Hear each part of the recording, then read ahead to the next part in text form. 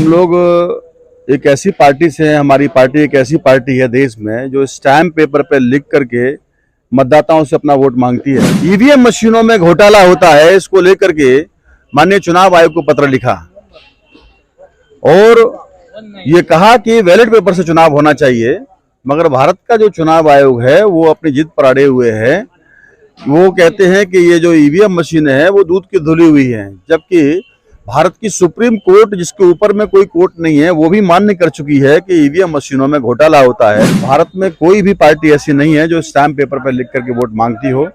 तो आज इस मौके पर जहां पर अलग अलग विषयों पर जो चर्चा हुई, तो यहाँ पर हमको भी निमंत्रण मिला था। तो उस निमंत्रण के तहत हम लोग इस उत्तर प्रदेश के राज्य अधिवेशन में आगरा में यहाँ उपस्थित हुए।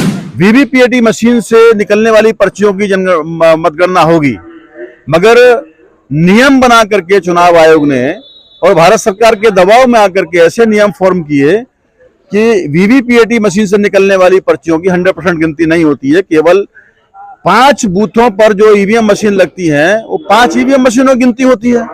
देखिए, अलग अलग विषय बना करके भारत मुक्ति मोर्चा देश में जागरण करता रहता है। तो उसी के तहत उत्तर प्रदेश राज्य का अधिवेशन आज आगरा में मानेकचंद वीर इंटर कॉलेज में रखा गया। तो उसमें बहुजन मुक्ति पार्टी को भी निमंत्रण मिला था, क्योंकि हम लोग एक ऐसी पार्टी से हैं, हमारी पार्टी एक ऐसी पार्टी है देश में जो स्टैम्प पेपर पे लिख करके मतदाताओं से अपना वोट मांगती है।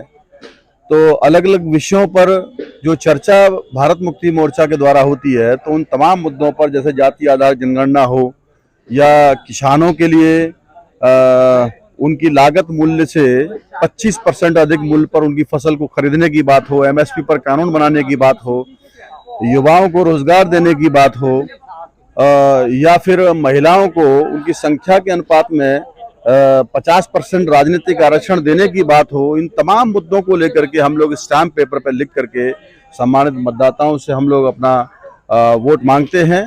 और निश्चित तौर पर आज नहीं तो कल हमको सफलता मिलेगी। भारत में कोई भी पार्टी ऐसी नहीं है जो स्टैम्प पेपर पर लिख करके वोट मांगती हो।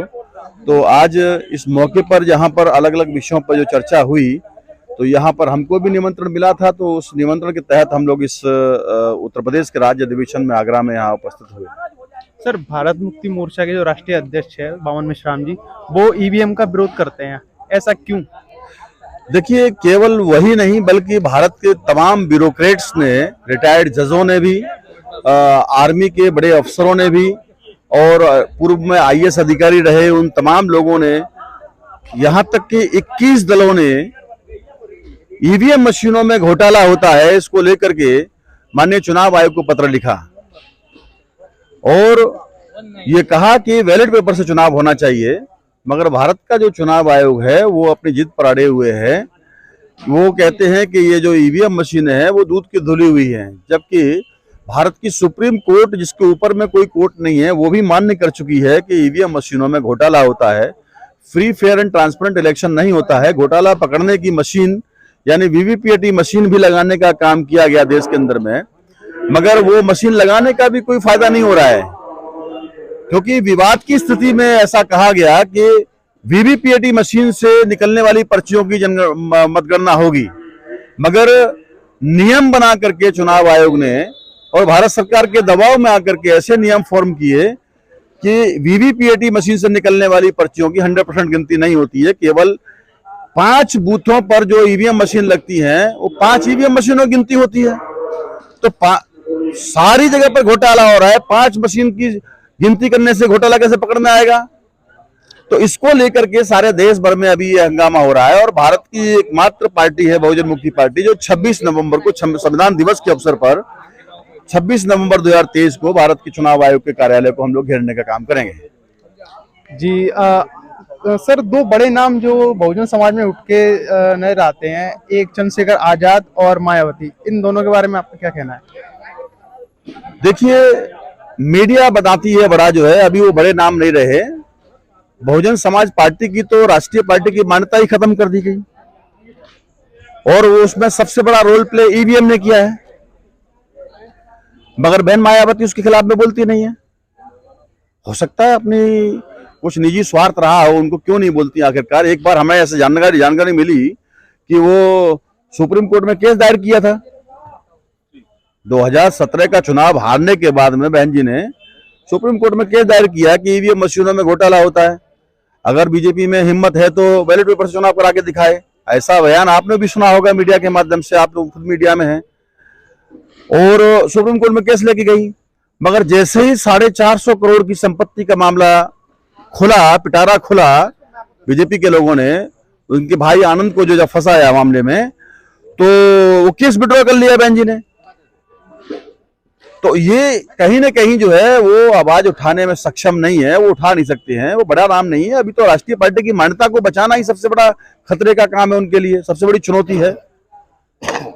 और रही दूसरी बात, तो मीडिया में कुछ लोगों को इस तरीके से दिखाया जाता है, मीडिया बड़ा बनाती है, बाकी जमीनी स्तर पर उनका कुछ दिखाई देता नहीं है। तो चंद्रशेखर जी के बारे में क्या कहना चाहिए? मैं वही कह रहा हूं कि आने वाले समय में वो केवल मीडिया बड़ा बनाती है। 45 साल से वामन मेश्राम जी देश में आनंद मंगल कर रहे हैं, हमारी 22 राज्यों में पार्टी है, मीडिया तो एक लाइन में नहीं दिखाती हम लोगों को। तो ऐसा क्या हुआ कि मायावती से दूरी हो गई वामन मेश्राम जी की? मेश्राम तो सवाल तो मेश्राम साहब को पूछना चाहिए आपको, जो मैं थोड़ी बता सकता हूँ उसके बारे में। चलिए कोई बात नहीं। अब ये बताइए, जिस तरीके से इंडिया अलायंस सारे राजनीतिक दल इकट्ठे हुए हैं, क्या एक वक्त वो भी आएगा जब बहुजन क्या बोलते हैं संगठन और पार्टियां सब इकट्ठे मिलकर चुनाव लड़ेंगी? ये देश में तीसरे मोर्चे की जरूरत है, क्योंकि यूपीए और एनडीए के लोगों ने देश को धोखा देने का काम किया है और अकेले इंडिया गठबंधन एनडीए गठबंधन को नहीं हरा सकता है।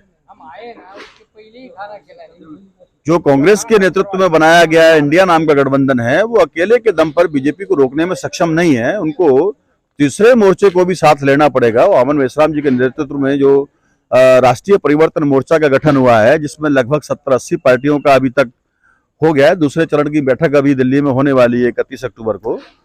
तो सारे लोग मिलकर के अगर महागठबंधन बनाते तो 2024 के अंदर में बीजेपी को परास्त किया जा सकता है।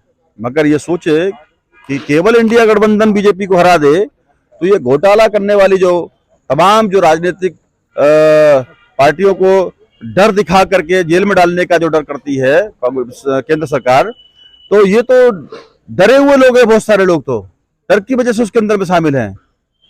कभी ईडी पीछे लगाती है, तो कभी सीबीआई पीछे लगाती है, तो कभी कोई मुद्दा लेकर के इस तरीके से। तो मिलजुल करके ही हम लोग बीजेपी को परास्त कर सकते हैं और इसके लिए पहल चल रही है देश के अंदर में। बीएमपी की 2024 में क्या तैयारी सर? हमारा पूरे 22 राज्यों में देश के अंदर में नेटवर्क है। अभी 5 राज्यों के चुनाव में बहुजन मुक्ति पार्टी बहुत जोरदार प्रदर्शन कर रही है। महाराष्ट्र में अभी लोकसभा का भी हम लोग चुनाव लड़ेंगे और अभी उत्तर प्रदेश में भी लड़ेंगे, सभी जगह लड़ेंगे। लेकिन फिलहाल में जो 5 राज्यों के चुनाव हो रहे हैं, जिसमें नॉर्थ ईस्ट का एक राज्य अगर छोड़ दिया जाए, मिजोरम का, तो राजस्थान हो या मध्य प्रदेश हो, छत्तीसगढ़ हो या तेलंगाना, 4 राज्य के अंदर में हम लोग अभी मजबूती के साथ चुनाव लड़ रहे हैं। जी सर, बहुत बहुत धन्यवाद आपका।